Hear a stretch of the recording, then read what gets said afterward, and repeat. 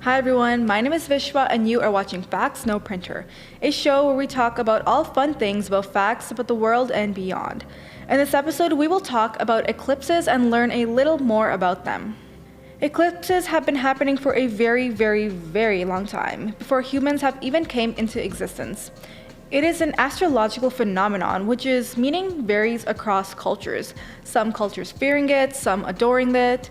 In this episode, we will talk about what some eclipses are, the science behind them, and some interpretations of it in different cultures around the world. Without further ado, let's get into the episode. Starting off with the basics. What is an eclipse and what is the difference between a solar and lunar eclipse? It is when one celestial body obscures another, sort of like this. In the context of the sun and the moon, a solar eclipse is when the moon passes between the earth and the sun. And lunar is when the earth passes between the sun and the moon.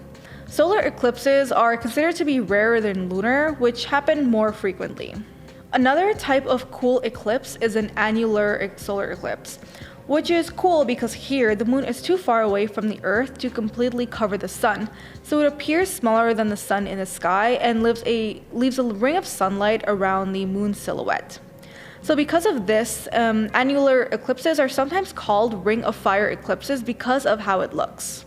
So back to total solar eclipses. If you are connected to the internet, you probably know about the total solar eclipse that occurred on April 8, 2024 in the Western Hemisphere across North America. There was so much frenzy and hype about this incredibly rare eclipse that places such as Niagara Falls saw crowds of over 1 million people. I was in Toronto at the OCAD campus when it happened, and when I went outside to Grange Park, there were so many people out there just to see what's up. Honestly, I was confused because I did not know what time the eclipse was going to happen, and then suddenly it got dark, and I was like, whoa, that's really cool. But why were people so excited though?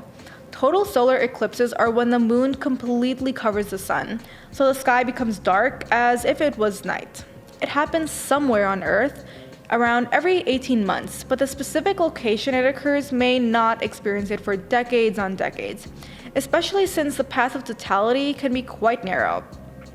It can be up to thousands of kilometers, but usually it's around 100 kilometers. Eclipses also happen in predictable patterns called Saros cycles. One cycle is about 18 years, 11 days, and 8 hours long. Eclipses that are separated by one Saros cycle have similar geometry and tend to happen in the same geographic regions. It is also a great opportunity for scientists to learn more about the solar system. Some scientists use eclipses to study the corona of the sun, learn about effects of solar radiation on the Earth, and measure the Earth's atmosphere, amongst many other scientific endeavors as well.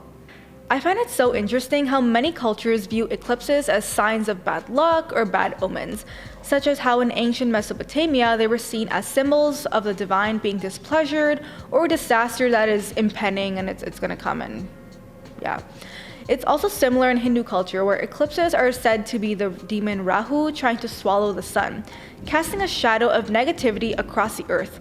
But the sun comes out not being harmed or showing the victory of good over evil. I know that in many Hindu traditions, it's common to hold a fast and chant mantras during the eclipse and then bath after. I'm Hindu, so I know many of the people I know did observe these traditions quite seriously. And also in some indigenous cultures in North America, people would sometimes congregate during eclipses to perform ceremonial dances, sing, and or pray. Regardless of what you believe about eclipses, whether they are just purely scientific with no spiritual meaning, or if they are a bad omen, they are truly phenomenal and fascinating, and that is almost undeniable. Eclipses have had such an impact on literature, pop culture, arts, religion, cultures. They have existed before humans and will continue on existing long after we are gone and extinct and expired. I hope you learned something new on this episode of Facts No Printer and see you next time. Bye!